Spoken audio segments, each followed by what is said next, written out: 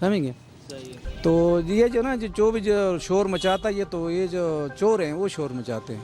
हम शोर मचाए, हमें भी पता है जब महंगाई है, लगे एक जेब एक बंदे का खाली है तो दूसरे से कर्ज लेगा ना, कर्ज से चलाएगा सारा कुछ ना।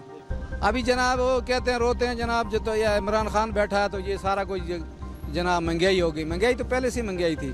96 से ले के 96 जहाँ नवाज शरीफ बैठा तो जनाब पेट्रोल 5 रुपये था, ये बैठा तो एकदम 7 रुपये 10 रुपये पे चढ़ा दी है।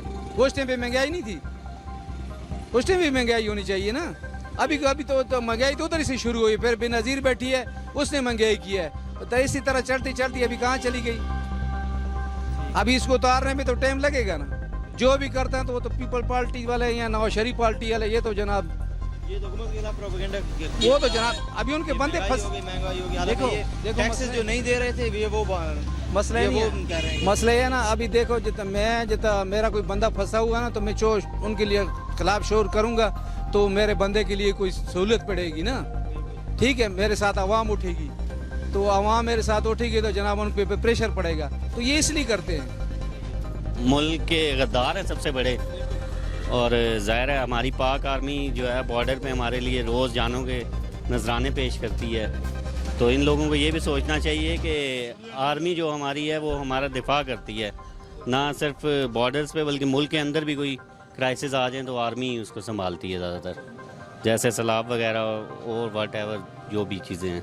नहीं, एहतजाज का हक़ तो है, लेकिन फ़िलहाल उनको ये सोचना चाहिए मुल्क के क्या हालात हैं, मुल्क के हालात को देख के उनको अपने वो करना चाहिए।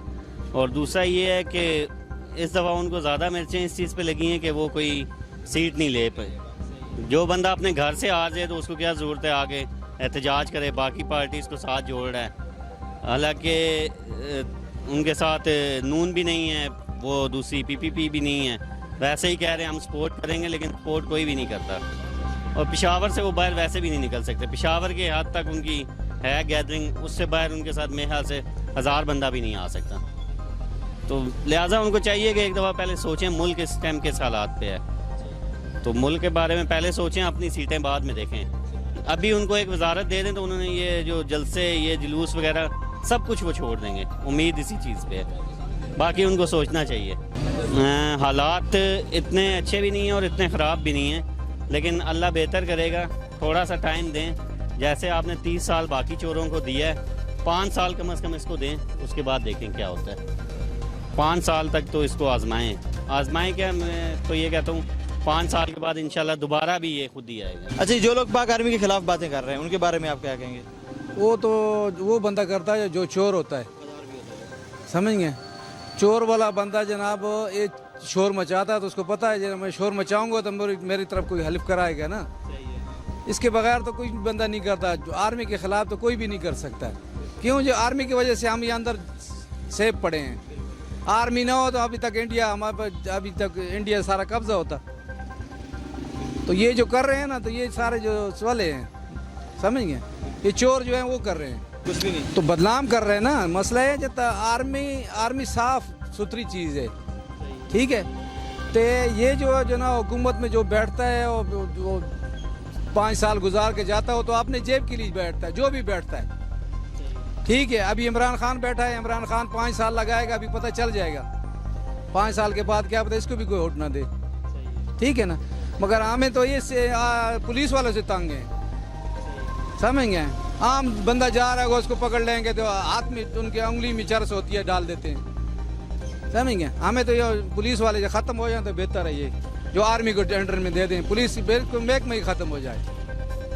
और मौलाना फजल रहमान ने हुकूमत के साथ मुज़ाकरात करने से इनकार कर दिया। वो कह रहे हैं कि हम धरना करेंगे ही करेंगे, और हुकूमत जो है वो आगे उनके रास्ते में रुकावट डाल रही है। तो अब इसका आगे मसला है ना, मौलाना का तो ये सियासत में आना ही नहीं चाहिए। क्यों? जो मौलाना का काम है मस्जिद तक, सियासत में कहाँ चले गए हैं। सियासत में अभी जनाब जो इस्लाम के लोगों को भड़का रहे हैं, ये हो रहा है वो हो रहा है, तो ये चीज़ है, तो ये तो मौलवियों के लिए अच्छा भी नहीं है।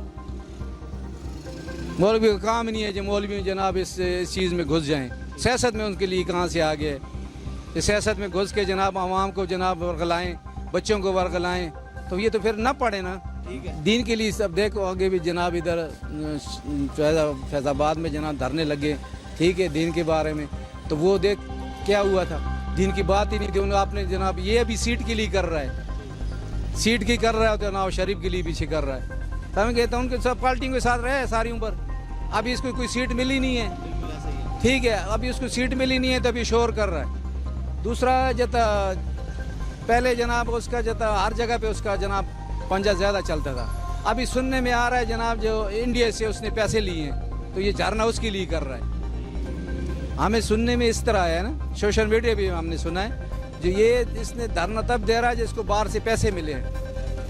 کیونکہ دھرنے پہ تقریباً 4 ارب تک کی مالیت کا خرچہ آئے گا اور اس کے اپنے اساس تو 51 لاکھ سے اوپر کے ہیں ہی نہیں. تو وہی کہہ رہے ہیں نا جو اس کو باہر سے اس کو پیسے ملے ہیں, ٹھیک ہے, اور پیسے مل کے اس کی وجہ سے یہ جناب دھرنا کرنا. اس کے پاس کہاں سے پیسے آئیں, یہ دھرنا کرے گا, اور اتنے مخلوق کے ادھر سے اس کے ساتھ آئے گی. تو پیسے دیتے ہیں تو پیسے آتے ہیں نا, 500 روپے دہاڑ دیتے ہیں ان کو, اور جو لو فور بندے ہوتے سارے چل جاتے ہیں اس کے ساتھ. ملک کی حفاظت پاک آرمی کرتی ہے, اس لیے ہم لوگ بھی یہاں آزادی سے, اسلام بھی زندہ ہے تو ہم نماز بھی پڑھتے ہیں, قرآن پاک بھی پڑھتے ہیں, ہر کام کرتے ہیں. آزادی ہمیں, اگر پاک فوج آرمی یعنی کہ وہاں سے ہٹ جائے تو پھر وہاں بارڈر پہ حفاظت کون کرے گی. لوگ تو ویسے میں سے کہہ دیتے ہیں فوج یہ ہے, فوج وہ فلانا ہے, فوج ڈمکانا ہے. آج اگر فوجی نوجوان اگر بارڈر پہ نہیں کھڑے ہوتے تو خطرہ کس کو ہے؟ ہم بچے کس کے یتیم ہوں گے؟ ہماری ہوں گے نا, ہمارے پہ یہ ظالم اٹیک کرتے ہیں. میں اس بات پہ فل فوج کا سپورٹ کرتا ہوں کہ فوج نے ہمارے ملک کی حفاظت کی اور اسلام کی حفاظت کی ہوئی ہے, اور اللہ تعالیٰ ان کی حفاظت کرے, ان کے گھر والوں کو بھی حفاظت کرے, اور اللہ تعالیٰ ہمارے ملک کو اور ہماری پاکستان کی فوج کو ہمیشہ ہمیشہ سلامت رکھے اور ہر موڑ پہ کامیابی عطا فرمائے. اور جو ظالم کو منہ توڑ جواب دیا اور جو پہلے جو جہاز دوبارہ تباہ کیے, اس میں بہت بڑا ان کا کردار ہے.